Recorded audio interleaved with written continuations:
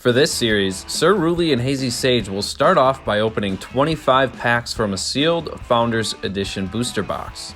Out of those packs, they must rebuild a deck using only the given spirits. After every match, the winner and loser will spin their respected prize wheel, granting them a card, a ban, a limit, or a punishment.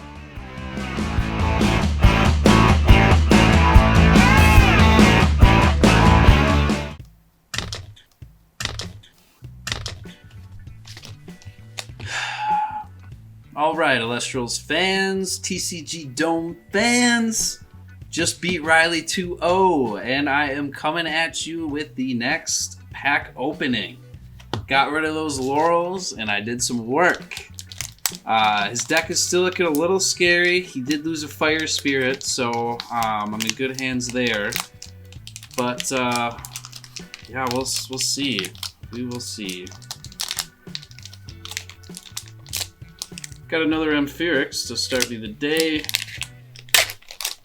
Let's see if I can pull a Stellar. Okay. Veritaqua, Tadpuff, Extras, Ampuff, Pilochick, Quackle, Barabog, Titanostalk, Lazarus. We got a Cracking. Well, nothing I wanted. Nothing I can really do here. I did get an extra Water Spirit from the Winter Wheel. That puts me at 5, I believe. I got an extra Terratlus, which I probably will not be using. Everything else in here is, right now, kind of poopy. So, we'll see. You know, Cracking could be good eventually if Riley decides to bluff. Or if he has counter runes down. If he puts down an Ambrosia or anything stupid like that, you know, I can do some work, but I'm not really too ecstatic about it. So this pack opening was kind of null. But the Cracking's nice. I'm going to sleeve it up since it's a holo. I do really like the Cracking... I do really like the Cracking Artist Collection card. I think that one's really cool. It's pixelated, so it's like an old video game. But this one is, I think, is just as cool here. That's pretty nice. Anyway, that's the pack opening. Join me for the deck profile. Alright everyone, so we lost. The good part is that we learned. We noticed a lot of the mistakes we made, especially in that game too. And we just come back and we learn and we get better, and that's the fun of trading card games, is that you're never perfect. You're never going to be 100% on every game. And the fun part is to be able to talk about it, see what you could have done better, and, you know, just try again next time. So we're going to get another pack in. Hopefully it's something good. There's a lot of cards that can send our list in a ton of different directions. So let's just hope it is something useful. Alright, so third Tadpuff, already have that. Already got our Jotayas, already got our Rummagems, already got our Clovies, already got our Necruffs. That's a second Sparkit. That's pretty decent. We need a lot more to kind of go along with Sparkit. I know Hayden was able to have success with it a little bit that one game. So it's something we can definitely think about. We do have a pretty decent Thunder, but we don't have a lot of Thunder Spirits. Same with Hayden. We're kind of at a similar spot as each other. So a second Sparkit is good. Zeus is obviously better, but we do have 2 Divine Runes. It's definitely something to think about. It's nice to have this going into the future. If we get more Zapper Spirits, if we start to realize that it's something that we can do. I believe that's our second Signectric. This card is pretty much useless given our format for a while. Third Astrabbit. Ooh, that's nice. We will take that every day of the week. Equalinks, our second Equalinks. Ooh, it's getting spicy. And another Water Spirit. Okay. So, this is all that we're actually adding to the collection. Everything else, I know we have 3 ofs already. Signectric, doesn't matter. Astrabbit, beautiful. Equalinks, love it. Another Water. Our Water just keeps on getting better and better. We just need to find a way to better take care of it. and better utilize it, because I do think that might be our way to ousting Hayden, especially if he gets another tsunami. Just being able to enchant stuff with water as much as possible. I would have loved like another Caprigoal. Like I'm looking for something like that just makes the payoffs better. But I'm also wondering if maybe Krakatuga, given what Hayden's playing, he's playing so much Nexus stuff that's like, maybe that's better. Okay, but that'll be for the deck discussion. This is our polls for this week. Very good. So we'll see you in the deck profile. All right, so I'm coming in at you with the Week 6 ESS deck profile. I am keeping it the exact same. In case you missed it last week, I will go over it again. I have, for my Earth package, 3 Tectorus and 2 Equilinks. I have for my Fire package, 3 Nekrov, 5 attack of Burn. I have 3 Valkyries. I have 3 Kinleo for my Nexus. I have 3 Smotuga for my Fire Search. I have 1 Galaxia for the 5 attack, and if I can get him and Smotuga out at the same time, it turns Smotuga up to a 5 attack. Otherwise, Riley uses Galaxia, and I can use this guy to counter him. Essentially, they go back down to 2-5. So I can use one of my other Elestrals to attack over his Galaxia, if I have another Elestral, and then this Galaxia will go back up to 5-2 after I destroy his. So, good counter card there. Also a good attacker if I can just get him out on the field. I have 2 Sorlets, probably the 3rd best Elestral in the game. You can expend 1 to change the position of your opponent's Elestral. Then I have 2 Ash Rabbits. Great card. The best card in the game, according to everyone. It is a pot of duality in Yu-Gi-Oh! You get to look at the top 3, draw 1, and put the rest back. Then you get 1 Elechek. I'm running 2 Hephaestus in here, so that'll just allow me to search him if I need to have another card for Nexusing, or if I need to search for one of my Bag of Winds over here. Then I also have a Jolton because I'm running 5 Stadium Runes. They are a big part of this deck, especially while Riley is limited on the counter runes. I'm running 1 Boombat for a pseudo Earthquake. As you can see, the other week I actually drew an Earthquake, so yeah, now that I have 2 things of removal, which is nice. And then bumped up with Kinleo, I have plenty of Elestral removal. Then we are onto the runes, 2 Bag of Winds, as I said. I have 2 Folio Forests because I have a smaller Earth package. Then I'm running 3 Volcanic Forges because I have a big Fire package, and I have 3 Smoltugas to search out my Fire Elestrals. Then I have 1 Nectar of the Gods. I decided to only play 1 draw card. I think a lot of people who play trading card games can agree with me. If you play a few draw cards, you can mess up your deck entirely. I think it can be a huge game changer if I have, let's say I have Nectar of the Gods, and I have 2 more Drops of Leaf in my deck. I can Nectar of the Gods, spend 2, and I may draw those 2 Drops of Leaf, or I may draw 1. Either way, I don't want any of them. So I think 1 is best. I can always expend 1 Spirit to draw instead of casting out an Elestral. That's always an option, so you really don't need more than this, especially in this series that Riley and I are playing. Then I have the 1 Earthquake, 1 Shield of Achilles, 1 Helios Chariot Ride just in case, 1 Poison Tipped Arrow, 1 Tsunami, and 2 Hammer of Hephaestus. And for my Spirit package, I'm running the 5 Taratless for my Earthquake, Folio Forest, and my Elestrals up top. I have 7 Fires instead of the 6 that I was working with previously. I have 2 Leviathans, 2 Zaptors, and 4 Lycurus. I would love to have more Zaptors in my deck. I just don't have any. I have 3 total. As you can see in my side deck that I'll quickly go over, I have 1 Zaptor, 1 Leviathan, 2 Taratless, 1 Hephaestus, 1 Hammer of Hephaestus, 1 Folio Forest, 1 Warmite, 2 Rummagem, and 2 Sparkets. I would love to have more Thunder Spirits so I can utilize Sparket more. It just does not fit in the bill, sadly. So that's going to be my deck. It's going to be same as last week. I'm going to come at Riley playing smart, hopefully. and we'll see if we can beat him again. We're here. It's week 6. We're going to hop straight into the deck profile. I think as you can see by the top picture, we got something spicy for you. Kind of going into our side strategy that we had last week that we didn't end up playing. I kind of made a deck centered around my 2 favorite elements. And this is a deck that competitively, not the most viable.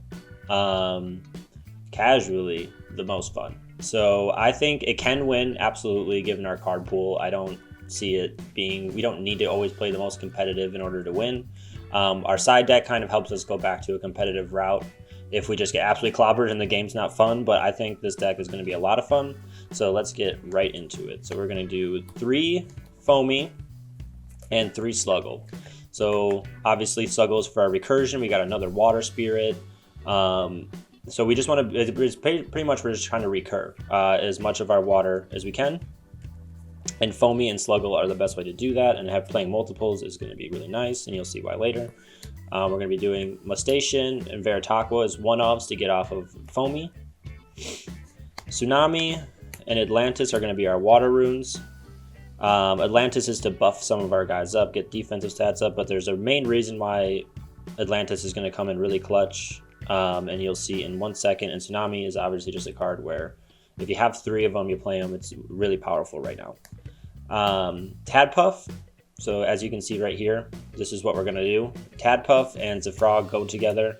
Zefrog is our main. We are playing a Caprigal. So this is our main strategy. We're doing 2-drop, which is 2-drop with Zefrog and Caprigal, which is not ideal from a competitive standpoint. It can be very bricky. You know, if your hand looks like this, where you see 3 of these, you're going to have a real bad day. But I think given our format with the lack of removal and different stuff like that, I think we can handle waiting a few turns to draw into more if we brick. So I'm excited to see how it works. It may just be bad, but our side deck will help with that. But for this first game, we're really going to try to take him off guard and play a deck that I personally just love and want to try and make work. Zefrog can look at your opponent's hand and discard a card from it, similar to Sparket's effect. So our goal is to be recurring our spirits and then dealing damage with Zefrog by attacking directly. And this is the card where Atlantis really comes into play, because Atlantis is going to boost him up to a 5. And then maybe if we can get a few more water spirits onto him as well, he's going to be boosted up so he can't be attacked over. But we have a game plan fully expecting for Zefrog to maybe only get 1 hit off when he's summoned. But we're not worried about things like Tsunami, PTA.